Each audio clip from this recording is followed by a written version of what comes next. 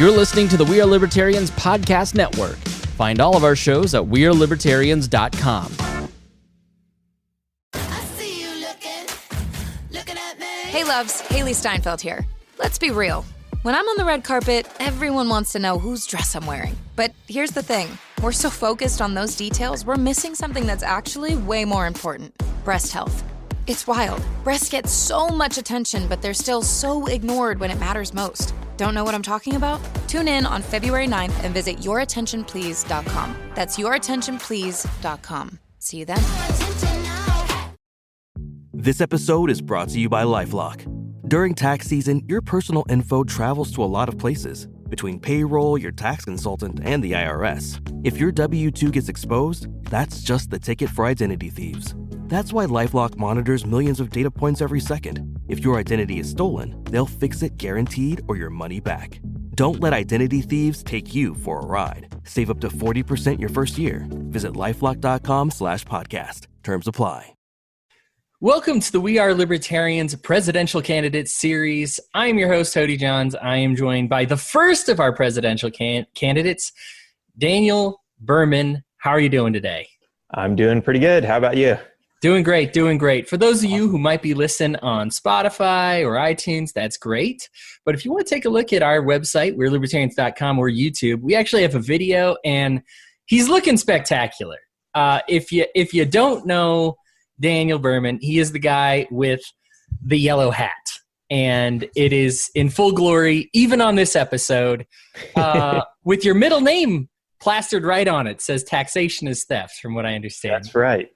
Yes, my middle name is Taxation is Theft. So, fun fact, Daniel has recorded this episode. This will be a second time now because the guy who operates our equipment, me, messed up. So he was nice enough to grant us a second interview in which he will answer these same questions. And so I appreciate your patience, Daniel. Absolutely. Like I said last time, I've had plenty of career time in video production, so I know the struggle, and I've made the same mistake myself. So no worries. Awesome. Well, speaking of video production, question number one, let's just talk about who you are as a person outside of politics. Give me all your personal details. We're going to ask a million other questions about politics, but let's hear about who you are with the family, friends situation, job situation, just all of that. Sure. So I grew up in Los Angeles, right next to LAX. My grandfather used to tell me all the stories about how it used to be bean fields as far as the eye could see. And now there's an airport there, which is ever expanding. And so I grew up with airplanes pretty much flying over my house. But I became, my dad was an engineer of sorts. He worked for some aerospace companies, and we got our first computer in the mid 80s, I guess. And I kind of took that opportunity to turn myself into a computer nerd, began programming, later started playing around with graphics and video. I turned into kind of a movie special effects nerd, and for a while I was really into creating special effects, compositing, all that sort of stuff. And I never found any education around that stuff in school. Although I did take a little bit in. I got in my final years of high school, I got into a couple classes at the community college, which was actually trying to get a lot of people into a special effects house. There were a lot of those starting to pop up around Santa Monica. So I got into one or two of those classes, and it's funny because I had done so much on my own that I actually ended up teaching one of the classes on animation because I kind of already knew everything, and one of the professors was a little bit behind on some of that stuff. So that was kind of cool. But after that, I just kind of, I kind of drifted away from the college experience because I was like, I want to get to work. So I started looking for work. I got some work as a web developer, as a video editor, sometimes as both. And I've had a pretty successful career with that. And I've kind of, for a while, flip-flopped between video production and software engineering. So that's where I am now. I'm a software engineer working for a company out of New York, living most of the time in Mexico, and doing pretty good. Oh, Living most of your time in Mexico. Yeah. So that's a question. I don't know if you want me to answer that now or later, but it's something that's been brought up by, a couple of people, if that's gonna be a question for my eligibility or anything like that. I'm technically here on just a really long vacation. So I go back and forth to the US all the time, and it doesn't disqualify me at all. But, there have been a couple people that question it. Well, how are you going to run a country when you don't even live there? Obviously I'd move back. Awesome. Sorry, we just got some plumbing going on around the house here, so All I'm right. a little loud on my end. No worries. So give me your liberty journey. I think everybody's got a unique story. Yours is also right there. I found it fascinating last time, so let's hear it again. All right, I'll see if I can nail it the same way I did last time. So I grew up in Los Angeles. It's kind of a socialist place of sorts. Everyone's pretty much a Democrat. It was very anti-gun. I remember I did a school project one time, and one of the kids, we were doing a video project, and one of the kids that was on the team brought over a BB gun to my house, and I was like, "Oh my God, do I need to call the police?" Because this was like the propaganda that like DARE programs and everything had put into me, like you're not allowed to play with guns, and like even after I found out it was just a BB gun, I was like weirdly paranoid. Anyway, fast forward, I grew up a little bit. I ended up voting for Obama because I was like, yeah, this system sucks and he's going to change it. He's giving us hope and change. And then I was like, oh, that was a lie. And unfortunately, it was right after that I discovered Ron Paul. And from there kind of became a Republican. That's right around the time I moved to Texas and started really having fun with guns and not being afraid of them anymore. Yeah.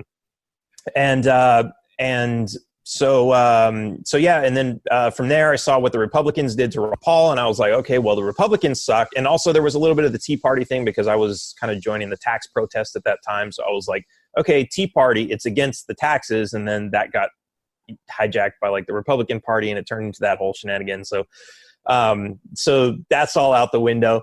Next thing you know, I'm still supporting Ron Paul, and then I'm like, oh, libertarians, that sounds interesting. So that's kind of where I found the libertarians. I'll say I found them. They didn't find me because it's the struggle. How do you find new people to join the party?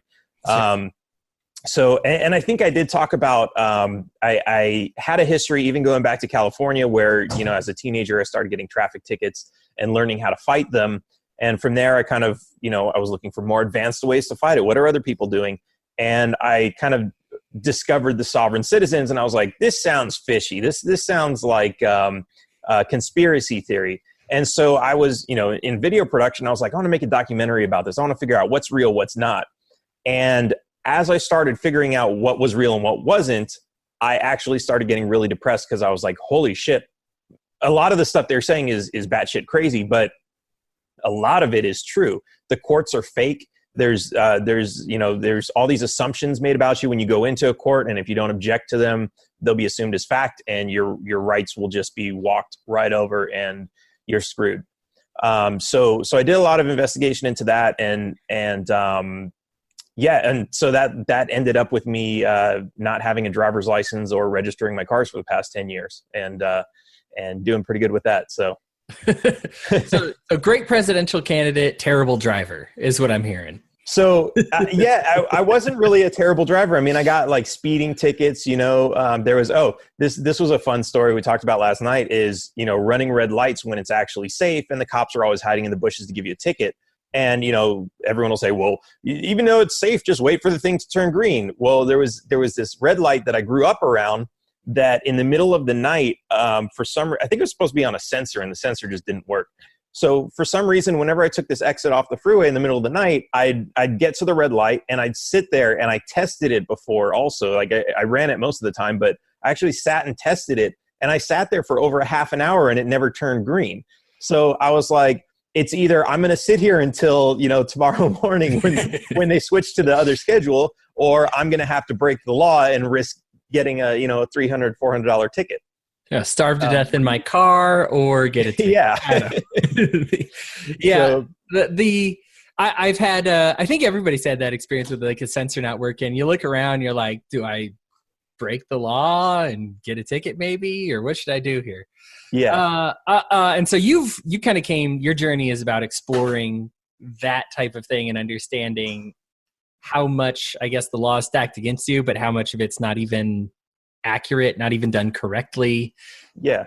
How much fraud there is within the system. Yeah. It's really just, it's intimidation, it's false threats, and people just fall for it. And it's really unfortunate. But if you don't assert your rights, then you're going to do whatever they tell you to do. And that includes handing them over all your money. And why are we doing that? Yeah.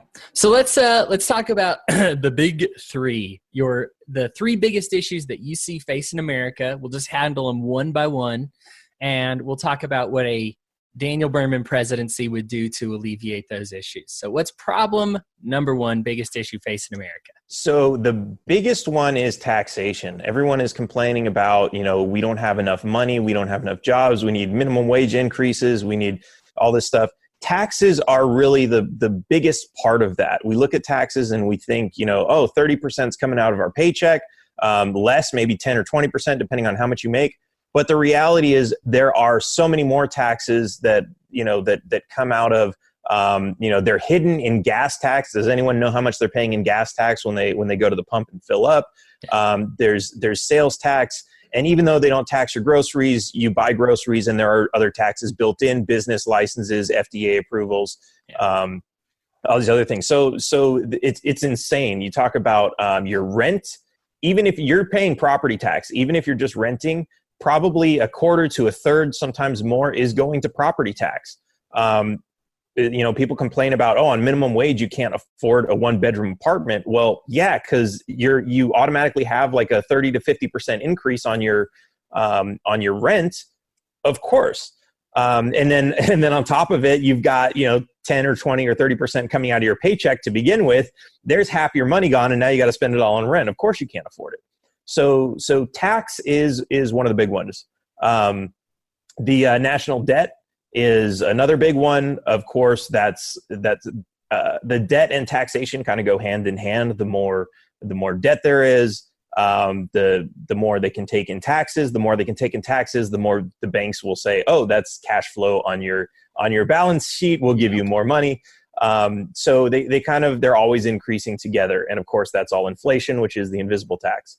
And then finally, I would say the loss of freedom. The government, it's continuing to grow. Everybody says, that person shouldn't be able to do that. And as soon as one person says it, someone else says, well, they can ban that, I want to ban this. And next thing you know, everyone's banning everybody else, and we lose all our freedoms.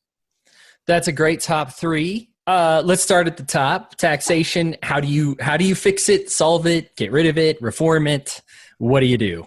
Right. So the very first thing I want to do is I want to cut the income tax.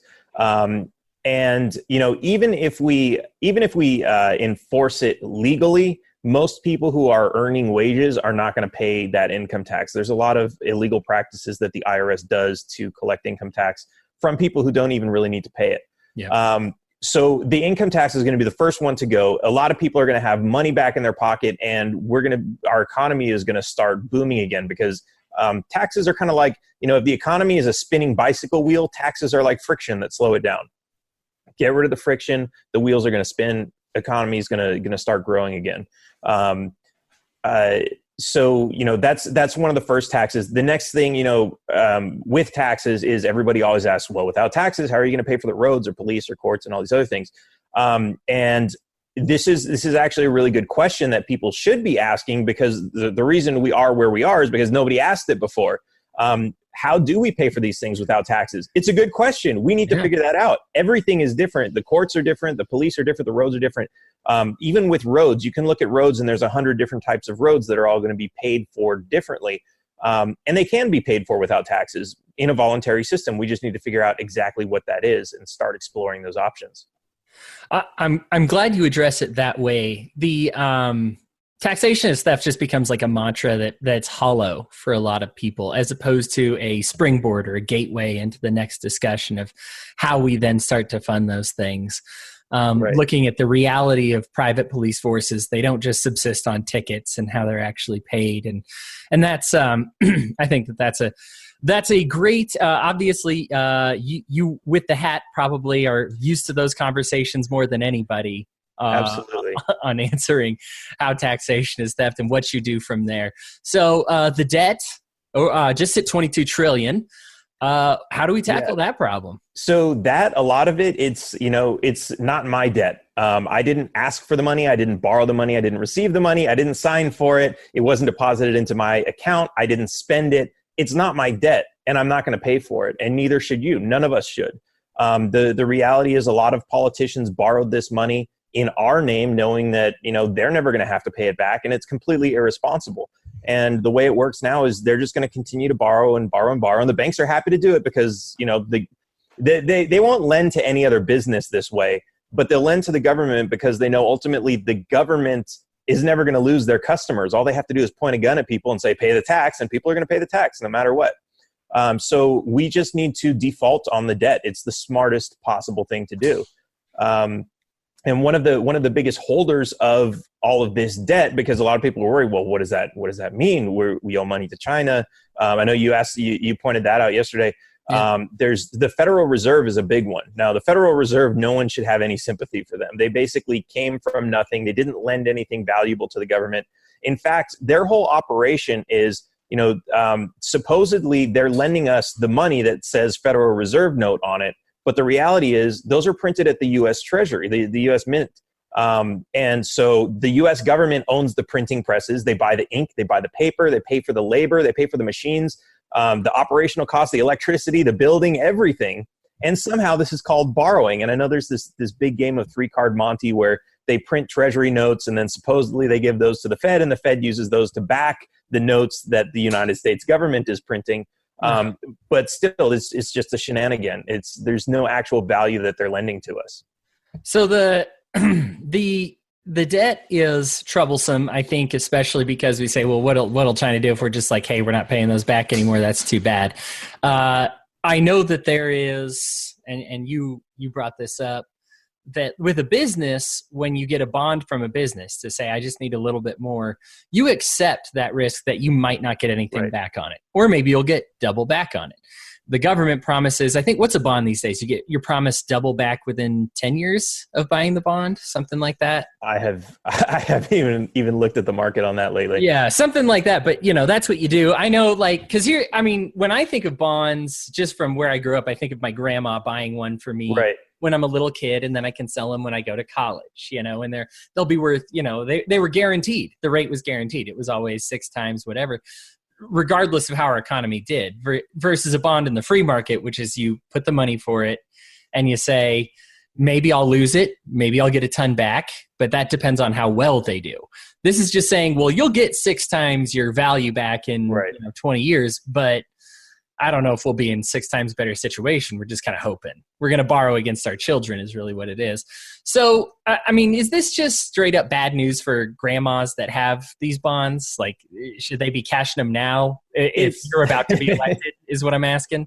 Here's the reality. You make an investment in a bad business and that business goes bankrupt, then, the bonds are worthless. Yeah. And, What's really difficult and problematic is that, if you were to, I could have the surest bet, right? I could be sitting literally on a gold mine and I could say, hey, I'm going to sell you bonds for my business. You're going to help me buy machines to pull like literally bricks of gold out of the ground. And it's guaranteed we're going to make billions, hundreds of billions of dollars, and I'm going to be able to pay back your bonds.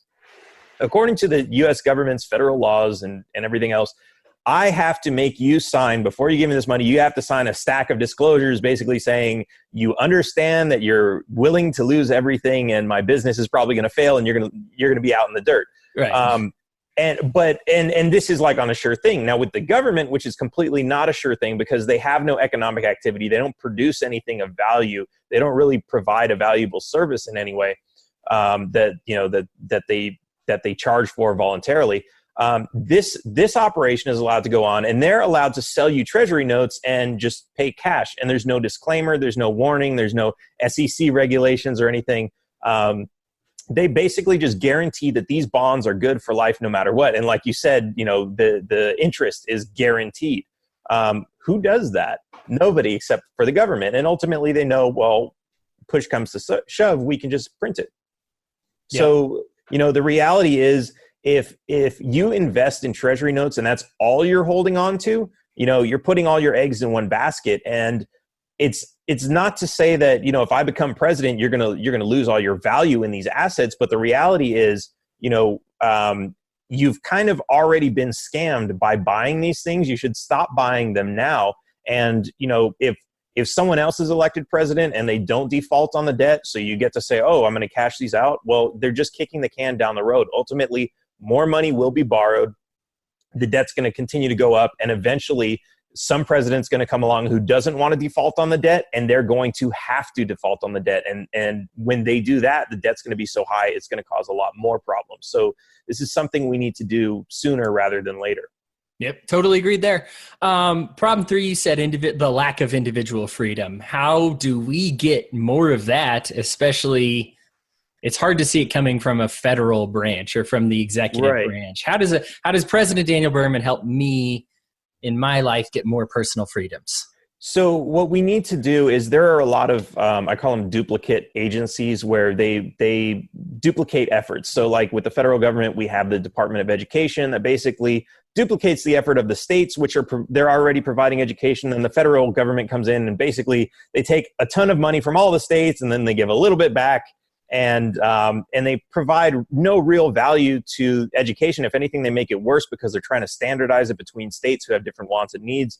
Nobody's getting what they want because they're trying to create this one homogenous education system that is going to be good for everyone. And that's just not possible because everyone wants different things. So that's one example. There's the DEA, who's basically saying what drugs can be legal and can't be legal. And not that any government should have the right to tell you what you can or can't put in your body, but definitely not the federal government. At least let's give that back to the states, and then let's start fighting for the states to give us our freedoms back there.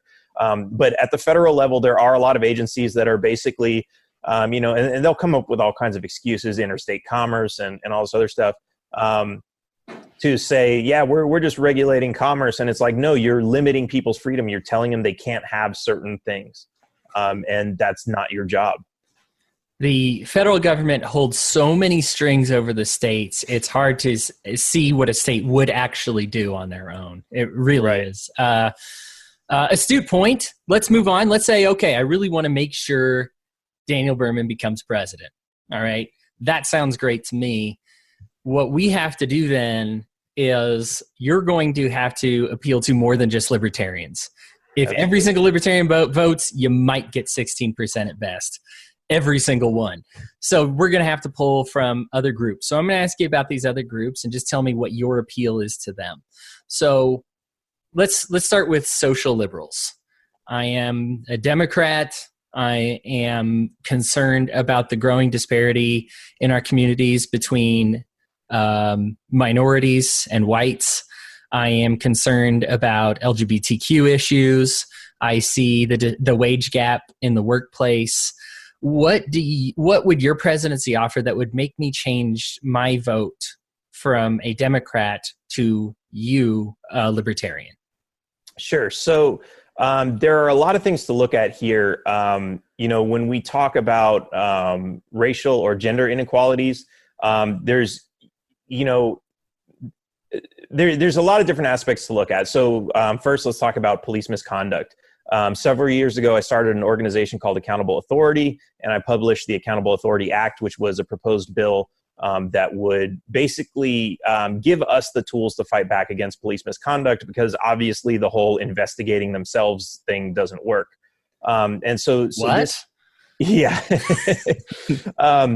this gives us the tools to say, hey, let's get a legal team together privately, and that legal team would have certain rights to subpoena government records, subpoena police officers, and indict police officers when a district attorney won't. That can really help us with some of these, police issues where the police are enforcing racial inequality. because, right now it's easy for them to do it because they don't have any fear of consequences for their actions. Yeah. When it comes to a lot of things like, the gender pay gap, things like this, what I really like to do is say, look, I understand that there's a problem with this. And I understand, both sides are right. On one hand, sometimes it's blown out of proportion. On the other hand, it's not like it doesn't exist. There are all kinds of inequalities, whether it's someone doesn't want to hire some person because of their race. And really what we don't want to do is, this is, in a way, it's a use of force, right? It's saying like, hey, I'm going to use force against you and prevent you from having these opportunities because I don't like the way that you look. And the flip side of that is to say, oh, well, we're going to have government come along and put a gun to someone's head and say, no, you have to hire this person. And that creates all kinds of problems because now it's like, okay, what if someone truly isn't qualified for something? And it creates all kinds of extra problems. And so what my advice would be is to stop focusing on the problem and start focusing on overcoming these problems. A lot of people have really been able to overcome these problems. You look at anybody who's successful, who's a woman, who's African American, Oprah, for example. Some people have been able to do amazing things. And then there's also, I was looking up, I went to a women's march and I was promoting some information there.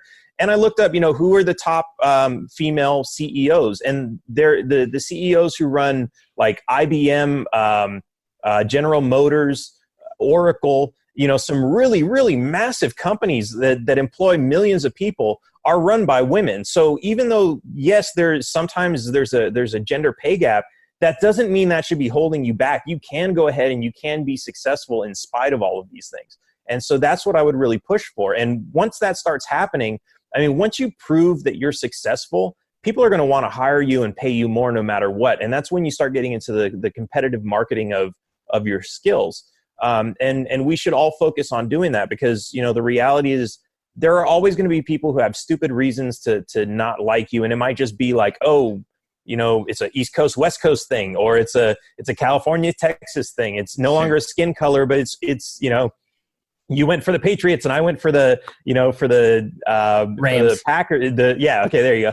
So it becomes all these different things. And like, so what if it's not race? We're still going to have these problems. And if we still have this victim mentality that's holding us back, instead of saying, no, we can be successful in spite of all these things, then that's always going to be a problem. Instead, we should focus on moving forward and overcoming. Okay. Let's talk about the other side of the social ladder, the conservatives. I'm concerned about, I hate it when my church isn't allowed to, we're threatened to say, oh, you're going to get sanctioned if you don't condone this type of marriage, or they say you can't have that cross by the side of the road. Immigration's a concern for me. I'm very concerned that socially the conservative side is under attack. Why would I support you instead of Donald Trump, who seems to be doing okay on these issues? Sure. So when it comes to churches and a church is a private organization and they have the right to set their own rules and do whatever they want, as long as, they're not harming anybody or taking their stuff. So when it comes to what types of marriages they want to do, that's fine. If they don't want to do, same-sex marriages in their church, that's fine. And we see the same thing with, there's the cake, the bakery story. Yes. It's really the same thing. It's, this is private property and we have to respect that. And, I understand it might be offensive that somebody doesn't want to do something for you. If you want a same-sex marriage and somebody doesn't want to bake a cake and some church doesn't want to marry you, I understand that's offensive, but the reality is that's their private property. But at the same time, like I said, focusing on moving forward and overcoming the challenges, start a gay church, start a gay bakery.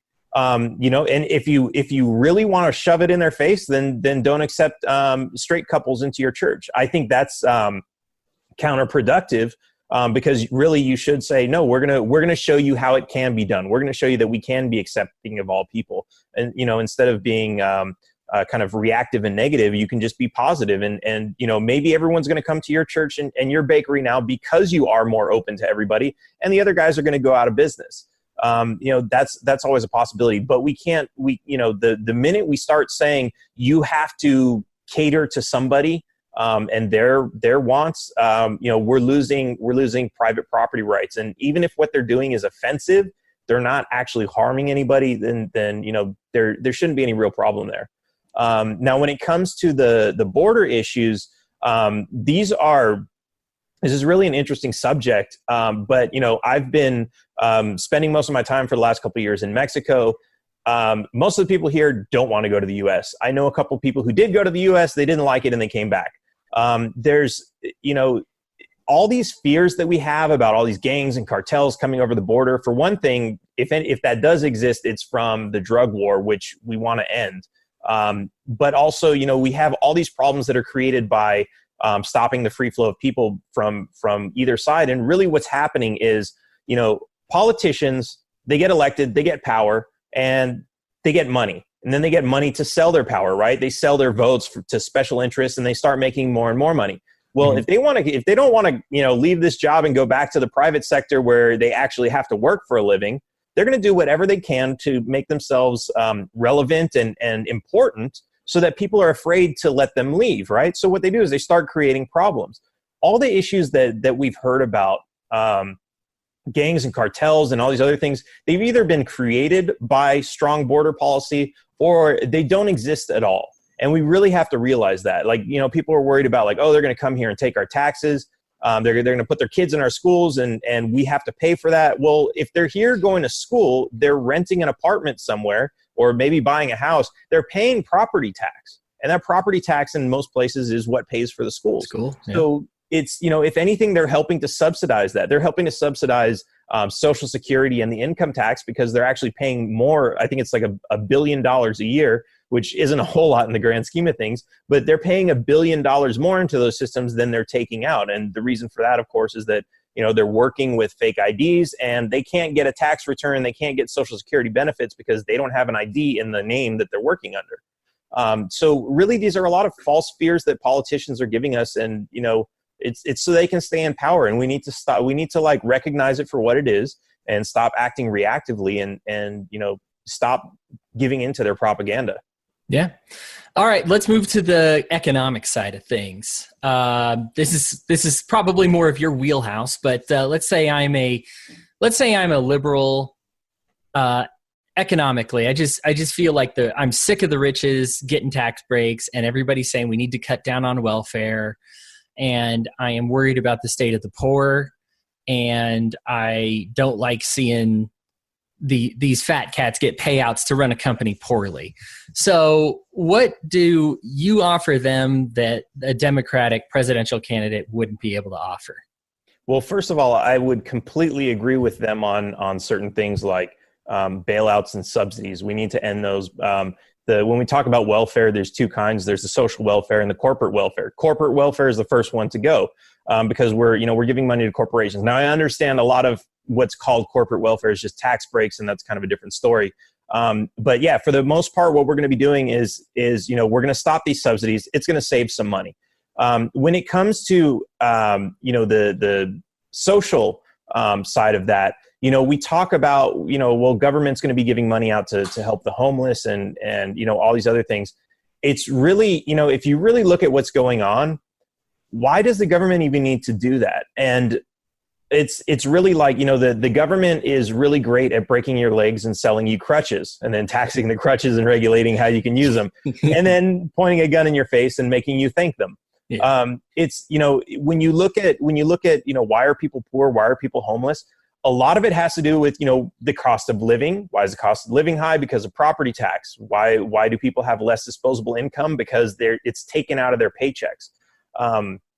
There are so many reasons that there are so many ways that we can put more money in people's pockets so that they don't hit these situations. Now, of course, in some cases it's unavoidable. Some people are mentally ill, or they have a health issue and they become unemployable. There's so many different things that can happen. And the reality is there are plenty of organizations who are out there trying to help out of the goodness of their own heart. There are people out there who are giving food away. They're creating shelters for people to sleep. And the government is actively going around. They're taking the tax money that they stole from everybody else, and they're using this money to hire thugs to go around and slash tents that homeless people are sleeping in the middle of winter. They're fining churches who are letting homeless people sleep there. They're destroying the food that people are giving away for free in parks to the homeless. And then they say, oh yeah, but you have to thank us because we're giving you food stamps and we're giving you subsidized housing and all this other stuff. So we really need to look at it like, okay, let's look at the big picture. The government is causing more harm than good. And, if we start easing up on people so that they're able to live more freely within their own means, we're going to see that poverty is going to start going down, and a lot of these problems are going to start disappearing on their own. And the people who still struggle and have problems, there will be people to take care of them. Even this is just from our other podcasts. I mean, we have government officials admitting that if they were to take that same money and put it into a competitive atmosphere, that they do a better job taking care of the poor, the needy, the food stamps. I mean, it's just there was an interesting experiment that was done. So everybody's like, yeah, let's drug test everybody who's on welfare. And this has been tried in several states, and it usually ends up costing a lot of money, and nobody fails the drug test. Yeah. But what Vermont, I think it was either Vermont or New Hampshire, did an experiment where they said, okay, forget about drug testing. If you are able-bodied, and you're on welfare, do community service. So we're giving you money anyway every week or every month. Just go out and clean the highways, do a little bit of work in exchange for the money. Otherwise, you're just sitting around at home playing video games, and it doesn't make much sense for us to give you this if you're not really even trying. Uh-huh. And so what happened was 80% of the recipients of that welfare almost immediately got off of those programs and went and got real jobs because they realized, hey, I'm going to be making more per hour if I go and get a real job. So, I don't want to say that people aren't trying, but it's easy to fall into that trap. Anyone would do it. It's easy to not move out of your parents' house when your parents aren't telling you, when they're not pushing you out. Sure. When there's an easy way out, people don't usually put into work, and it's not something to blame somebody for. It's human nature. Sure. But we should recognize that, and we should stop, feeding the bears and making it easy for people to not apply themselves. Yeah. Ben Franklin was very good about charitable services, established a ton of them. And I think he has a quote that says, the best way to get rid of the poor people is not to make them comfortable in the situation, but to drive them from their poverty. And that's coming from a guy who established a lot of our first charitable systems. So let's move on to the fourth ladder here, and this is the economic conservatives. I'm concerned about the size of government. I am sad that it's always growing. I see every department getting bigger. I really only care about the Department of Defense, and everything else just keeps expanding and expanding. Are you the solution to shrink that government, or should I be waiting on other Republicans to do it? Absolutely. I mean, taxation and theft says it all. We're going to cut taxes. We're going to cut a lot of these duplicate programs. We saw during the shutdown when, all these agencies were shut down and not doing anything, that it had almost no impact on our lives.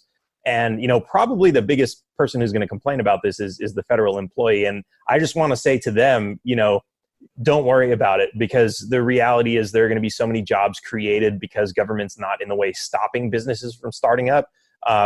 Even though you're not going to be working for the federal government, these jobs are going to reappear. There's going to be plenty of other jobs.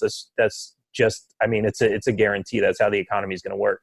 But absolutely, I'm all for cutting down a lot of agencies, cutting down a lot of the expense, and even slimming down the military. Bring them home. If all we can do is bring them home from the foreign nations so that they're defending our country from, I don't know who's really trying to attack us at this point, except for maybe the people that we've been drone bombing for so many years. Yeah. It's, the people who are pissed off at our foreign policy and what we've been doing to them. We're not, Mexico's not building an army to try and invade us. Canada's not, China's not, it's, there's not a huge reason for us to have as big of a military as we have. We spend 3 times as much as I think it's China and Russia combined, which is insane. We don't need to do that. Yeah. Okay. Let's say you've satisfied those, you can bring other people in. Let's get you through this primary process. You're going to have to appeal to a lot of different kinds of libertarians. So let's kind of put those into groups and talk about why you're the best candidate for them. So let's look at the libertarian left, the libertarian socialists, the mutualists, Mike Shipley, Makino, Sam Coppinger, whoever you can think of. What do you bring to the table that would make them more comfortable with you? Sure. So I've talked to plenty of these people, the libertarian socialists, and we've had discussions. They're very anti-government. So they don't want government agencies telling us how to live our lives. Yeah. There is a concern that they're socialists. So for some reason they want to, they want to find some way to steal from us to pay for their social programs.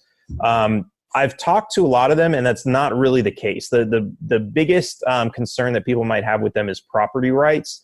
And for the most part, a lot of these guys are, adverse possession. If your house looks abandoned and you're not using it, well, hey, it's just abandoned property. And it really makes sense that way. If you've abandoned a property for 20 years and you don't do anything with it, just because you have a piece of paper, it doesn't make any sense. There's,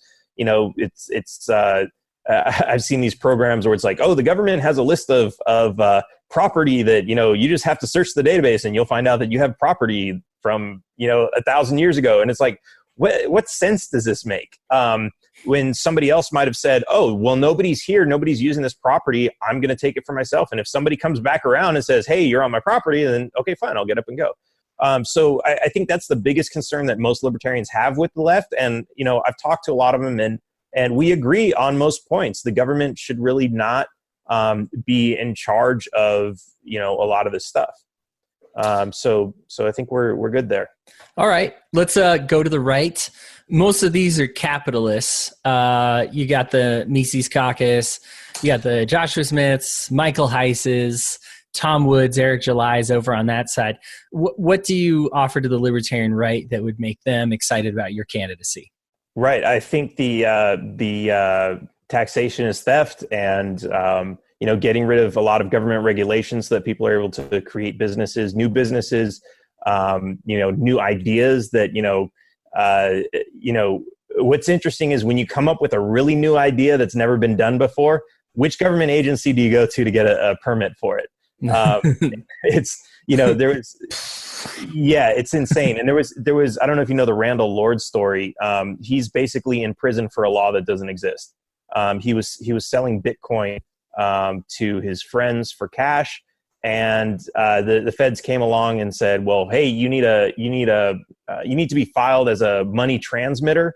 And then his attorney, who didn't know the laws that well, because nobody knew the laws that well on Bitcoin, convinced him to plead guilty. So now he's got a guilty plea. And then he calls the Louisiana department that manages the MSB, the money service business stuff, and says, yeah, do I need a license for this? And they said, no, you don't need a license for that.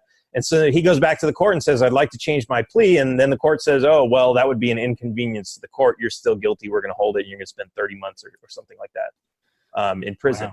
Wow. For a law that doesn't exist. So yeah, there's definitely a lot that I can sympathize with the ANCAPs, that, we're going to get a lot of regulations out of the way. We're going to see new businesses be created in all kinds of different ways, and they're going to be taxed a whole lot less. Yeah. Let's look at the anarchists now. That they're probably the most stingy bunch. They usually have a problem with anybody just because they're running for president. But what would you offer to the libertarians, the anarchists within the Libertarian Party, that would say, okay, I believe that this guy at least gets us on the path to getting rid of government?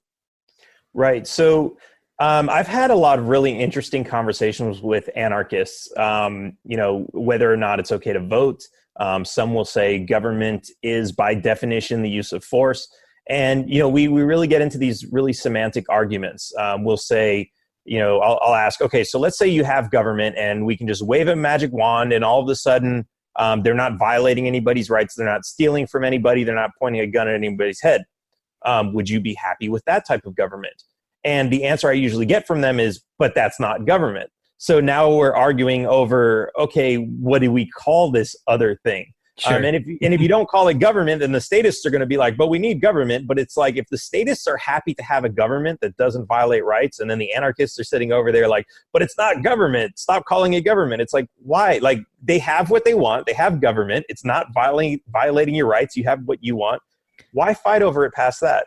And then there's the idea of voting or not voting. And reality, the act of voting itself is not an act of violence. You can have, you can be playing a game. You can, me and you can say, hey, let's get 10 people together and we're going to play a game and we're going to have a voting system within this game. Voting itself is not an act of violence. It's when you vote for something that you're giving power to that's then going to use that as an excuse to commit violence against somebody. And so, I hear a lot from anarchists, okay, well, voting doesn't matter because the whole system's rigged. It doesn't matter. It's all about who counts the votes, and the voting, the electronic systems are rigged. And it's completely useless. And I hear a lot of these arguments too. And, the reality is maybe, they're not wrong about a lot of that. But at the same time, it's like, look, if you're the people who are in power and you're looking at the election results and it's like, okay, we have to come up with more fake Democrat and Republican votes because there are so many of these libertarian votes coming through. It's really like, it's a wake up call to them. That scares them because they start realizing that there are a lot of people out there who are not happy with what's going on. And it's a protest vote. It's a middle finger to the system. And so, at the very least on voting day, get out there and give them the finger. I mean, a couple anecdotes from that. I think my biggest claim to fame to date is my debate with Larkin Rose about voting. And I did another debate about the role of government. And at the end of both of them, he basically said, well, you're an anarchist. You just are choosing not to call yourself an anarchist because you believe in this nonviolent mutual form of government, which I don't call government. And so I am like, okay.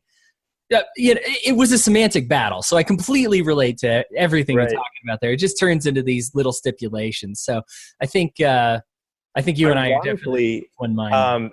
Going back to the libertarian socialists, after talking to a few of them, I wouldn't even call them socialists. Like, we've had that argument before too, where it's like, you're basically an anarchist humanitarian. Like, you're talking about using your own effort and your own resources to help help cure starvation in the world, and you're not trying to steal it from anybody. That's not necessarily socialism. Is kind of like humanitarianism. So yeah, I think George Orwell was a socialist, and it's funny because he's probably the most famous voice against socialism ever. But he believed in a voluntary form of it and was very scared by the authoritarian form of it. And that little distinction is very important to make. Yeah, it's big. So let's talk about the moderates now. Now, generally, these are the guys who usually end up showing up to the convention, who actually end up pushing the candidate forward. They want the suit and tie. They want, I hate to say it, but they want the boredom. They want the steady message. They want the Gary Johnson, the Bill. They would have given us Bill Weld. They were okay with Bob Barr. Usually like ex-Republican-ish guys who have had moderate success. And how do you appeal to them, the moderates, the minarchists? Right. So I think there's a couple different things I like to say to them. So that's kind of a difficult question because I don't want to take up too much time on this answer. But, a lot of them, they'll tell me, oh, the hat, it's too much. It says taxation is theft, and they're afraid of that. I'll just give you a quick story about, something that happened on YouTube. There was a video of a guy who gets stopped in a Lamborghini. He's from Canada. He's driving with a Canadian driver's license, and the cop's lying to him about what the law is. Oh, you're not allowed to use the Canadian license here. So I started, putting my 2 cents in the comments, and somebody saw my name on YouTube as taxation is theft. And they said, something rude like, oh, why don't you just yell taxation is theft at him and make all your problems go away? And, so this is where people will say, see, taxation is theft is offensive to people and it scares people away when that person we could have captured and turned into a libertarian. The reality is it's how you respond to that. So I could have easily gone back to him and said, you know what, you're an asshole, and screw you, and I could have gotten in a fight with him. Instead, I said, you know what? Because in his original comment, he said, yeah, what about first responders, police, courts, all this other stuff. So instead, what I did is I responded to him and I said, hey, you know what? All those things are actually really great things, but why don't we use our brains and figure out a way to pay for these things without sticking a gun in someone's face and robbing them? And so, he came up with another response. Oh, well, why don't you tell me, mister, how are we going to pay for the roads? And so my response to that was, well, why don't you follow my YouTube channel? Because that's all I talk about. I can't fit it in a little paragraph here. And within a few hours, I saw that he subscribed to my YouTube channel. So, this does like strike up a little bit of a controversy. But the reality is, like, you don't have to react to it and like turn it into something negative. You can actually turn it into something positive, which is, that's what I've been working really hard to do over the past couple of years, is figure out how to do that. And for the moderates who really want to grow the party in size and they want to get the message across to the right people, this is how we do it. It's at first it's a little bit shocking, but if you know how to follow up with it, then you can really get good results out of it. Great. So this might be the most important. Why are you better than any of the other libertarian candidates who've applied so far? Why you instead of the pool, I guess?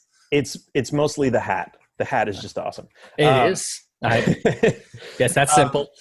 We have, it's still really early, so we don't know who all the candidates are going to be. But from the candidates who are out there, we've got John McAfee, who's he's got a little bit of political trouble right now because he's sitting on a boat in international waters, last I heard. I don't know if he's going to be able to attend debates or conventions or anything. But I actually supported him in 2016 because he was a very strong libertarian.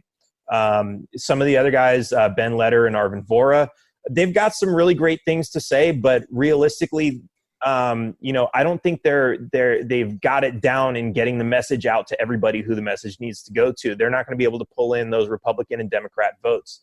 Okay. And I think that's really, really, really important. And then there's Adam Kokesh is, he's really good at what he does, but I don't think he's going to be able to reach the left, as far left and right as he needs to in order to win. And I think, he's another one of those guys that has, I don't like to gossip, but he's got some let's just say political hurdles that he's going to have. I have heard some things about Adam Kokesh. Yes. And then finally there's Behrman Supreme, who, he's actually, I really like what he does. I know a lot of people just absolutely hate him because no, he can't win. Well, the reality is he's not going to win because he is kind of a joker. And he does have a pretty awesome hat, but the reality is I do find a lot of value in the conversations that he brings. So for example, he goes around saying free ponies. We're going to have a debate on that later. But what's interesting is I've had debates with lots of his followers online who are all about the free ponies. And, what we're able to do is we're able to use the same arguments for and against socialism, which normally we would do. You'd have an argument with somebody on socialism about free healthcare, free education, and they start bringing in the emotional factor to it. And they're like, you're trying to take away you don't want me to be educated. You don't want me to be healthy. But when you're talking about free ponies, because it is kind of a joke, you actually do get an actual conversation going on about it without the emotional factor. And I think that is really important for people to do, because otherwise we're just oversensitized to emotional type arguments. So maybe a good vice presidential choice for you. The crazy hat party is what the Libertarian. I definitely have him in the cabinet. All right. Fantastic. All right. So nuts and bolts, 90% of running for president, having worked on campaigns, is fundraising and donating your time to talk to people. Do you have a plan in place to raise the money that you need to make a run for it, to get the support that you need from all over the country to make a legitimate run for president? Absolutely. So I've got a communications director right now who's doing some pretty amazing things. I can't say too much about it. There's going to be some good surprises coming up, but what we are trying to do is raise $1 million before the convention in Austin, which is, pretty good for libertarian candidates, especially before the convention. And what we're going to do with that is really just, a lot of it's going to be spent on getting the message out there, because that's obviously what's really important. And, what I hope to be able to do is get to the convention in 2020 and say, look, this is the money we've raised, and this is how many people we've been able to reach with the message, and look at what we've been able to do in terms of getting support from voters. And, once I'm able to show that, hopefully it'll be a no-brainer to say, yes, this is the guy we need to continue, even though he's got a big, goofy yellow hat. Great. All right. Well, very last question. Let's say you've got me hooked. I want to be a part of the campaign, or I just want to learn more about you. Where do you direct people to learn more about you or get involved with your campaign? Sure. So my main campaign site that's got my platform and everything on there is Behrman2020.com. That's BEHRMAN 2020.com. There's also legalizepineapplepizza.org. I'll let you check that one out. That's a pretty fun one. You can register to be a volunteer on Behrman2020.com. You can contact me on either one. And I'm actually very accessible. So, I get people messaging me all the time from everywhere. They just want to have a conversation. I actually, I guess this is a little off topic. I just got back from Uganda. I was speaking there about taxation. And I have a lot of students from all over Africa now who are messaging me, asking me to explain taxation as theft to them. And they're really interested in it. So, I'm very easy to access. So if you have any questions, you can also get me on Facebook. There's facebook.com/taxationistheft2, because the first one was taken. Even though they got shut down in the last Facebook purge, unfortunately, but they kind of turned into a conspiracy page after a while. So no major loss. And then taxationistheft.cards, you can go and get your swag. I've got some cool hats, everything from beach towels and umbrellas to coffee mugs and t-shirts and all kinds of cool stuff. Awesome. Well, I tell you what, I want to put all those links in the show notes if you're listening. Daniel, thank you so much for doing this interview again. Donating so much of your time. I really appreciate it. Being the first, I know that the first is always the hardest, because then everybody listens to you and say, okay, this is what I'm going to say for this. This is what's wrong with what he said. Right. I appreciate you taking the lead off spot, because somebody's got to do it, and actually seeking me out to do it. So again, thank you so much for making the time. If you're one of our listeners and you want to get in touch with Daniel, he's told you how. Thank you so much for being a listener on We're Libertarians. We appreciate all of your interest, especially that we've had for the presidential candidate series. So we're happy to bring it to you. Please rate this episode well. Tell us what you think of Daniel in the comments, whether it be Facebook or YouTube or our own website, we'relibertarians.com. They'll be on all of it. Thank you to our Patreon donors who frankly give us the finances to make this whole podcast possible. So again, thank you, Daniel. You enjoy the rest of your day. All right.